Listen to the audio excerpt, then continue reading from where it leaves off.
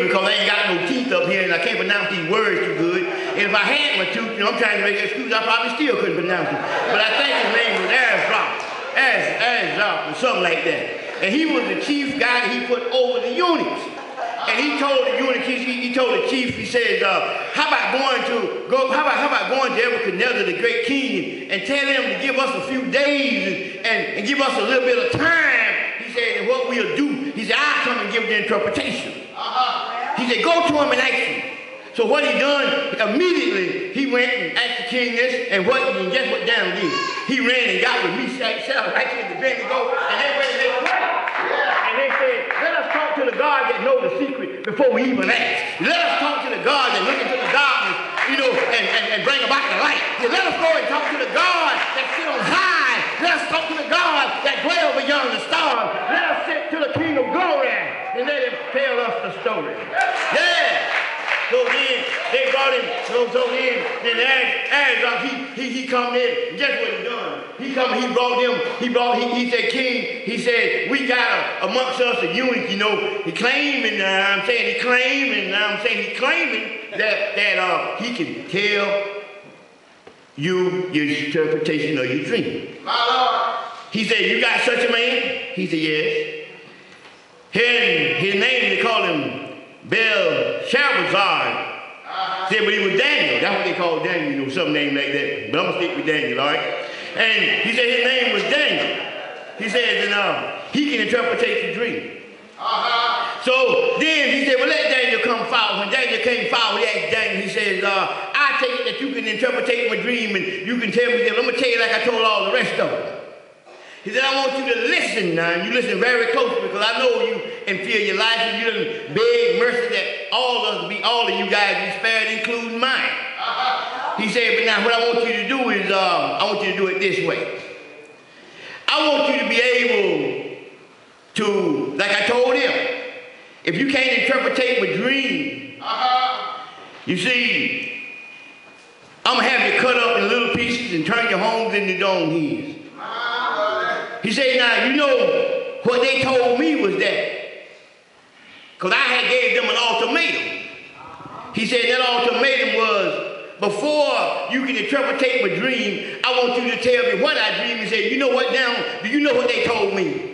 Now they told me that there ain't a man alive, there ain't a man in the world, there ain't a man on the planet can do such a thing. There ain't nobody can interpret my dream by me telling me what I dream. And I want you to tell me what I dream. Then you can tell me what I dream. Then you give me the interpretation of the dream. So then we can get somewhere. But if you can't do that, buddy, I'm sorry for you. I want to have you cut up in little pieces and turn your house into dunghill. Daniel looked up at the king. He said, look here, king. He said, you mean to tell me all these astronomers that you have? You see, king, I hate to tell you this, but there's one that sits beyond those stars, enlighten me on something. And see, you mean to tell me that your astronomers that you got, that read the stories in the stars, they didn't read this in the stars and can tell you what you dream? They can't do that? You mean to tell me that the old sorcerer that you got, he can't come up and conjure up something and tell you what you dream? He can't do that? You mean to tell me the hoodoo workers and all the little witchcraft workers that you got, they can't come tell you what you dream, man? Come on, I know they can tell you what you dream. He said, because the God that sits on high, that dwells beyond the stars, the one that met Moses in the mountain, he's the one that told me. He said, I went to sleep last night. He said, but when I got up and laid on the bed, he just allowed a thought to run through my mind. Yeah. He said, just a thought ran through my mind.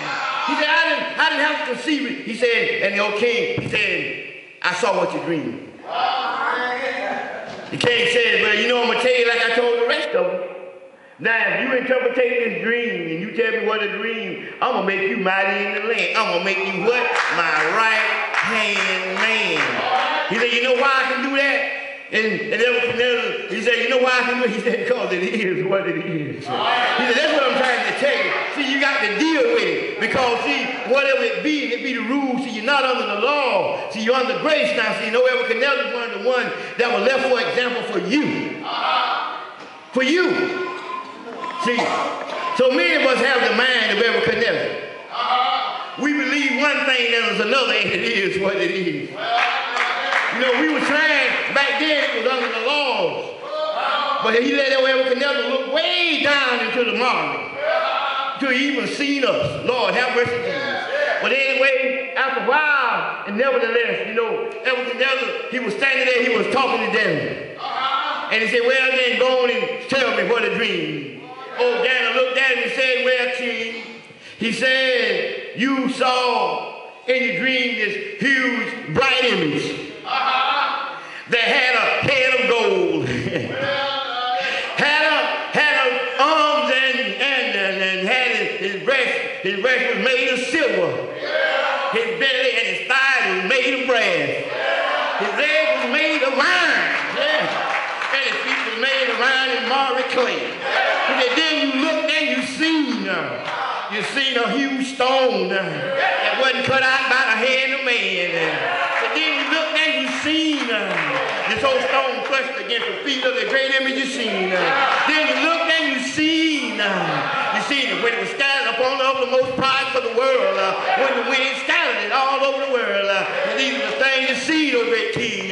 Well, and then that time, Nebuchadnezzar, he bowed down and he said, well, nothing can tell you this but the God of all gods. He gave him the recognition that he would need to, but he didn't get it in his mind. See, every now and then, we find ourselves kind of like Nebuchadnezzar.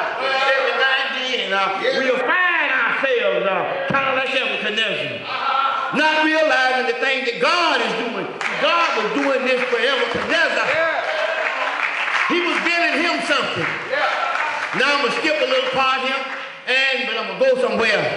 But I'm still in the same book of Daniel. Then he had another dream. Oh, Lord, have mercy. He had a dream of this big, huge, large tree. A big old tree. That tree almost reached unto the heavens. They say the branches and the limbs, it bears so much fruit that it seemed like food that could feed the world. And say every time you look at the leaves and the limb bad shades, and it bad nest for all the fowls that flew in there. They say every bug came to this tree.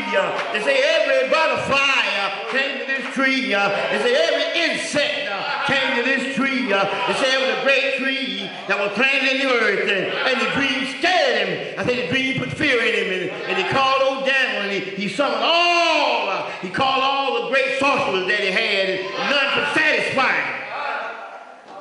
None could satisfy him. They couldn't satisfy him under no circumstances. So then he went back to Daniel again. He said, oh, Belshazzar, he said, I want you to tell me what this means. Oh, Daniel got kind of weary because now you got to tell the king some bad news. There you go. Because it is what it is.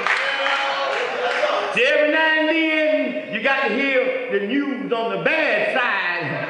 And your pastor might have to come and tell you, say, well, it is what it is. And you might be up today and down tomorrow because it is what it is.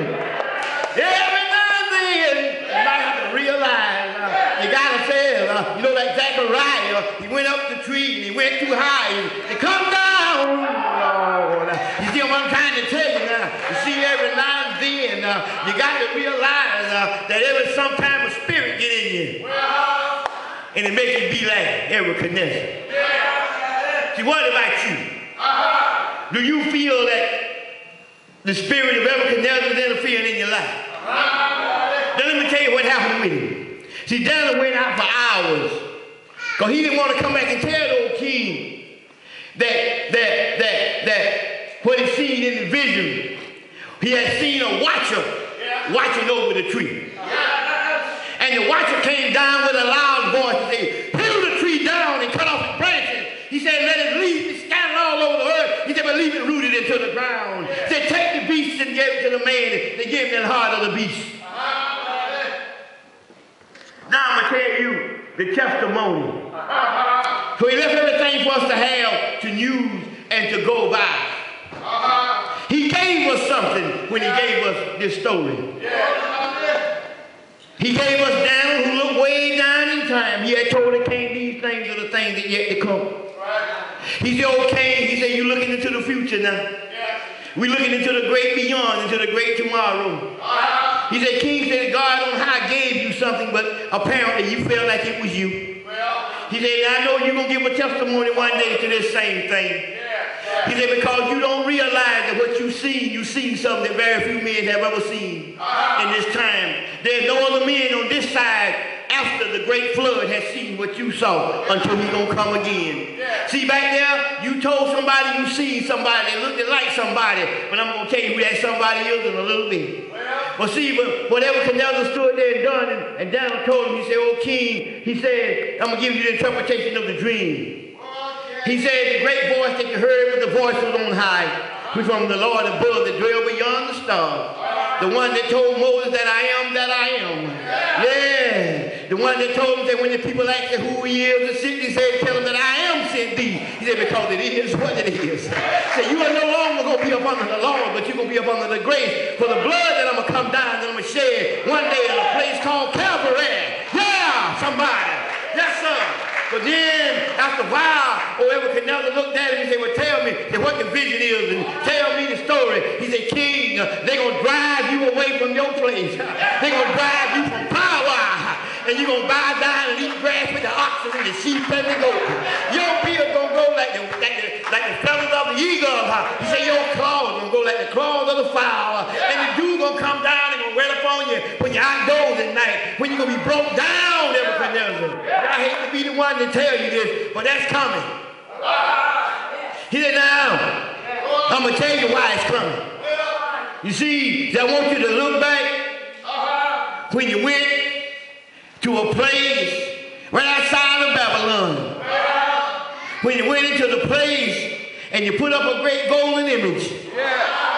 And you told everybody, Nebuchadnezzar, that they didn't bow down and worship the image, they were going to be cast into the fiery furnace."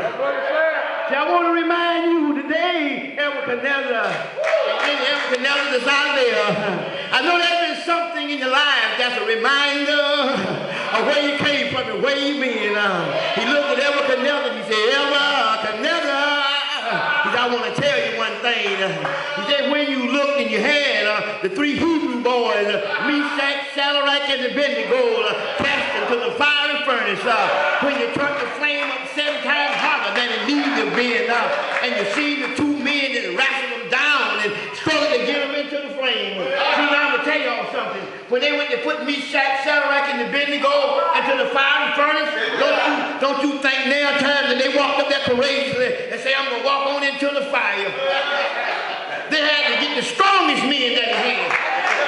That's what the Bible said. They had to get the strongest men in the kingdom to wrestle him down, to put their hats on him, put their coats on him, and then throw him into the furnace. And when they got him to the furnace, he says, "Oh, Nebuchadnezzar, did not you see that the two strong men had a fire pushed out from around Meshach, Shadrach, and Abednego, and just slew those two men and just burned them up?" Said, "Why didn't you understand then that it was the God from on high?"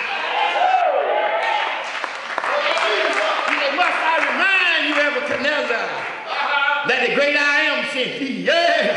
He gave you what he will, that he's the God that gives things according to his choice, not according to the measure of man. He said, "Now, when you went to him and you smelled their clothes," he said, "you didn't smell no smoke." He said, "When you went up to them and you looked into their hair, you didn't see nail strings hair on their head." Then you messed around and you peeped deep into the flame and you said you thought you put 3 in there, but now you see your 4th one. He said, "Must I remind you,